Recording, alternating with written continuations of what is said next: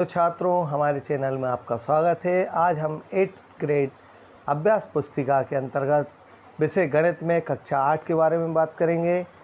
आज हम अध्याय 1 परिमेय संख्याओं के बारे में समझाएंगे, जिसमें हम प्राकृत संख्याएं, पूर्ण संख्याएं, पूर्णांक संख्याओं के द्वारा हम परिमेय संख्याओं को समझेंगे।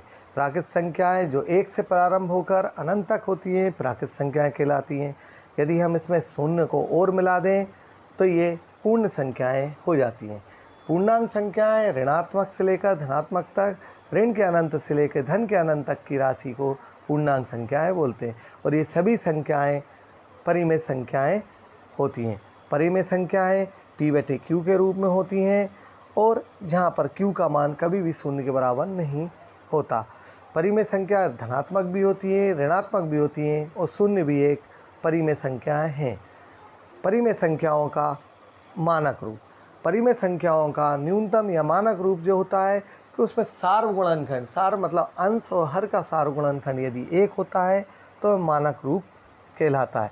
जैसे कि 4/6 में हम 2 का भाग देंगे, 2 दूनी 4, 2 तीन 6। 2/3 इसके सार्वगुणनखंड देखिए, 2 का भी 1 है और 3 का भी 1 है। तो इसमें केवल 1 के अलावा किसी का भाग नहीं जा रहा है दोनों में, इसलिए ये इनका सार्वगुणनखंड 2/3, इसलिए ये मानक रूप कहलाता है। और आगे बढ़ते हैं हम।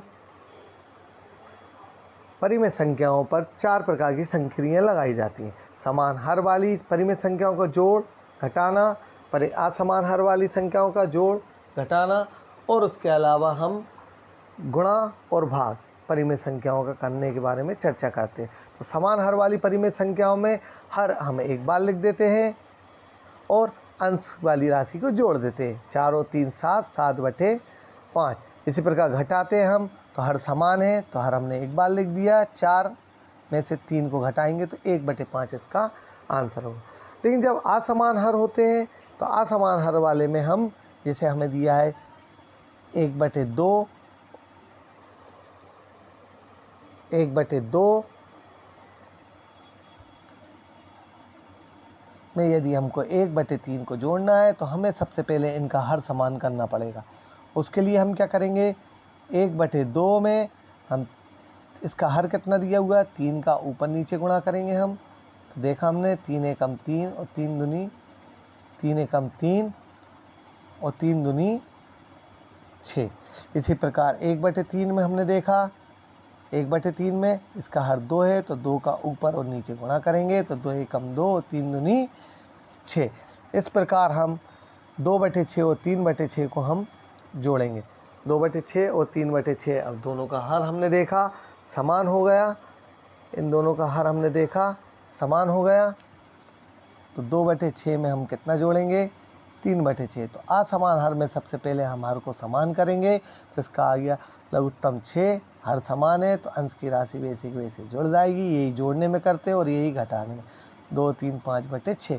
तो हम सबसे पहले इनका हर समान करेंगे। आगे बढ़ते हैं हम। गुणा। तो जब हम इनका गुणा करते हैं परिमेय संख्याओं का, तो अंश का अंश में गुणा होता है और हर का हर में गुणा होता है। इसी प्रकार जब हम भाग की बात करेंगे तो हम जैसे भाग दिया 1/2 में, 1/2 में हमको भाग देना है 3/4 का। तो सबसे सरल तरीका है, भाग को हम काय में परिवर्तित कर लेंगे, गुणा में। तो गुणा में जब भी परिवर्तित होता है तो जो हर होता है वो अंश में चला जाता है, जो अंश होता है वो हर में चला जाएगा। तो अब अंश का अंश में गुणा हो गया, 4 एकम 4 और हर का हर में 2 3 6। इस प्रकार से हम भाग का सवाल भी हल कर सकते हैं। अब हम आगे बढ़ते हैं। तो इसी चैप्टर में हम पढ़ेंगे योज्य प्रतिलोम। तो योज्य प्रतिलोम के बारे में हम बताते हैं, योज्य तत्समक के बारे में हम बताते हैं कि जब भी किसी संख्या में शून्य को जोड़ा जाता है तो संख्या वही की वही रहती है, तो इसी को हम योज्य तत्समक बोलते हैं। तो योज्य तत्समक हमेशा शून्य होता है। इसी प्रकार यदि हम गुणन तत्समक की बात करें तो 1 का गुणा हम किसी भी संख्या में करते हैं तो वह संख्या वह की वही आती है। जैसे कि हम 5 में 1 का गुणा करेंगे, 5 एकम 5। तो गुणात्मक तत्समक 1 होता है और योज्य तत्समक हमेशा शून्य होता है। तो आइए अब हम प्रश्नों को पढ़कर इन प्रश्नों को हल करेंगे। सबसे पहले प्रश्न नंबर 1 है परिमेय संख्या 7/8 का योज्य तत्समक। तो हमने कहा है योज्य तत्समक हमेशा शून्य होता है, तो इसका सही उत्तर है सी, शून्य। प्रश्न नंबर 2, परिमेय संख्या 7/9 के लिए गुणात्मक तत्समक होता है। तो गुणात्मक तत्समक सभी संख्याओं के लिए 1 होता है, तो इसका सही उत्तर है ए, 1। तो हम ए पर निशान लगाएंगे इसमें। अब आते हैं प्रश्न नंबर 3, 2/3 की समतुल्य परिमेय संख्या क्या है। तो हमने देखा 2 दूनी 4 और 2 तिहन 6, तो 2/3 की समतुल्य हुई 4/6, तो इसका सही उत्तर है सी, 4/6। अब आते हम प्रश्न नंबर 4 पर, जिनमें पूछा है निम्नलिखित में से कौन सी संख्या अपने मानक या न्यूनतम रूप में है। तो हमने देखा कि 20/30 में भी भाग जा रहा है, 10/4 में भी भाग जा रहा है, 6/3 में भी भाग जा रहा है, लेकिन 1/2 न्यूनतम या मानक रूप है, तो इसका सही उत्तर है सी, 1/2। अब आते हम प्रश्न नंबर 5 पर। तो प्रश्न नंबर 5 कहता है -4/9 धन -4/9 का मान ज्ञात कीजिए। तो हमने देखा है दोनों का हर समान है, तो हर वाली राशि हम बेसी के बेसी लिख देंगे, अंश की राशि बेसी की बेसी। तो ऋण के 4 और ऋण के 4 मिलकर होगा ऋण के 8, और हर में ऋण के 4 और ऋण के 4 होगा ऋण के 8, और बटे हर की राशि 9 बेसी की बेसी। तो इसका सही उत्तर है सी, ऋण के 8/9। अब आते दिए गए प्रश्नों को हल कीजिए। तो आता है एक आयताकार भूमि की लंबाई 17/2 मीटर है और चौड़ाई 13/2 मीटर है। तो हमसे इन्होंने पूछा है भूमि का परिमाप ज्ञात कीजिए। तो हम जानते हैं कि परिमाप ज्ञात करने के लिए सभी भुजाओं का योग कर देते हैं। हम सूत्र जानते हैं आयत का परिमाप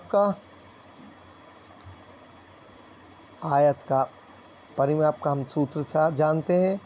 आयत का परिमाप होता है 2 कोष्ठक में लंबाई धन चौड़ाई।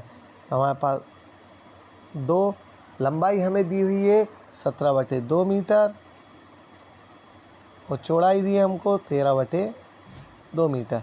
तो हमने देखा कि हर दोनों के समान है, तो अंश की राशि बेसी की बेसी जोड़ दी जाएगी। 2 17 और 13 को हमने जोड़ा तो 30/2, 2 से 2 कैंसिल हो गए, तो इसका सही उत्तर है 30 मीटर। तो इस प्रकार से आयत का परिमाप आ जाएगा हमारा 30 मीटर। अब दिया है प्रश्न नंबर 7, एक 7/2 मीटर लंबाई वाले कपड़े में से 5/3 मीटर कपड़ा काटने पर कितना कपड़ा शेष बचेगा। तो हमने देखा कि 7 शेष कपड़ा बचेगा, 7/2 में से हम 5/3 को घटाएंगे। तो इसके लिए हम लघुत्तम लेते हैं। 2 और 3 का लघुत्तम हमारे पास आ गया 6, 2 का हमने 6 में भाग दिया, 3 बार आया, 3 का हम 7 में गुणा करेंगे, 3 7 21, 3 का हम भाग देंगे 6 में, 2 बार आएगा, 2 का हम 5 में गुणा करेंगे, 2 पंजे 10, 21 में से 10 गए तो हमारे बचे 11/6 मीटर। इसमें हम चाहें तो इनके हर को समान करके भी इसको हल कर सकते हैं। जैसे 7/2, तो 3 का अंश और हर में गुणा करेंगे तो यह आ जाएगा 21/6। इसी प्रकार हम इसका भी हर समान कर लेंगे 5/3, यहाँ पर हम 2 का ऊपर नीचे गुणा करेंगे तो ये आ गया 10/6। तो 21/6 में से 10/6 गए तो आंसर आएगा 11/6। तो इसका हम हर समान करके भी कर सकते हैं और लघुत्तम लेकर भी हल कर सकते हैं। अब आते हैं हम प्रश्न नंबर 8 पर। एक हवाई जहाज 1 घंटे में 1020 किलोमीटर की दूरी तय करता है, तो 25/6 घंटे में कितनी दूरी तय करेगा। तो 1 घंटे में तय की गई दूरी हमारे पास 1020 किलोमीटर है, तो 25/6 किलोमीटर में तय की गई दूरी, तो हम इसमें गुणा करेंगे। 6 से हमने भाग दिया, 6 कम 6, 4 बचे, 42 हो गए, 6 7 42 और शून्य की शून्य, 170 का हमने 25 में गुणा किया तो 4250 किलोमीटर की दूरी तय करेगा। यदि एक 143/2 मीटर लंबे तार के बराबर लंबाई के 26 टुकड़े करना है हमें, मतलब 26 भाग करना है, तो हमें क्या करना पड़ेगा, 143/2 में 26 से भाग देना है। 26 से भाग दिया मतलब 1/26, हमने 2 से भाग दिया इसमें 143 में, 2 7 14, 2 एकम 2 और 2 पंजे 10, तो 71.5 में हमें भाग देना है 26 का।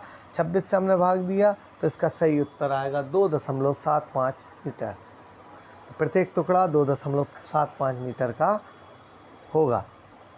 प्रश्न नंबर 10, वितरकता के नियम से उपयोग करते हुए निम्नलिखित का मान ज्ञात कीजिए। तो हमने देखा 6/5 दोनों में उभयनिष्ठ है, हमने 6/5 को बाहर निकाल लिया। हमारे पास शेष राशि बची ऋण के 3/12 और धन के 5/12।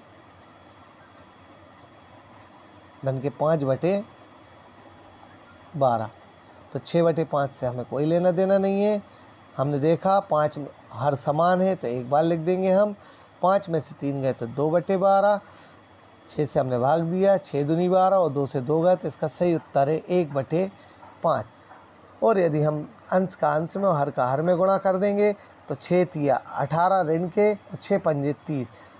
हर में देखा 60 उभयनिष्ठ आ रहा है, लेकिन वितरकता के नियम की बात करेंगे तो हमने इसको अलग अलग हल करके देखा है। अगले प्रश्न पर आते हैं। प्रश्न नंबर 11, ऋण के 4/5 गुणित ऋण के 3 धन के 3/7 गुणित 15/16 गुणित ऋण के 14/9। तो सबसे पहले हम चिन्ह का गुणा करते हैं। तो ऋण और ऋण मिला के हमारे पास होगा धन, और जो राशि कैंसिल हो रही है हम उसको कैंसिल करेंगे। 4 चौको 16, 4 बार जाएगा भाग, 5 तिया 15। जो शेष राशि बची है वो हम यहाँ पर लिख देते हैं। शेष राशि बची है हमारे पास 3 गुणित 14 गुणित 7 गुणित 9 गुणित यहाँ पर हमारे पास 4 और शेष बची। तो हमने हल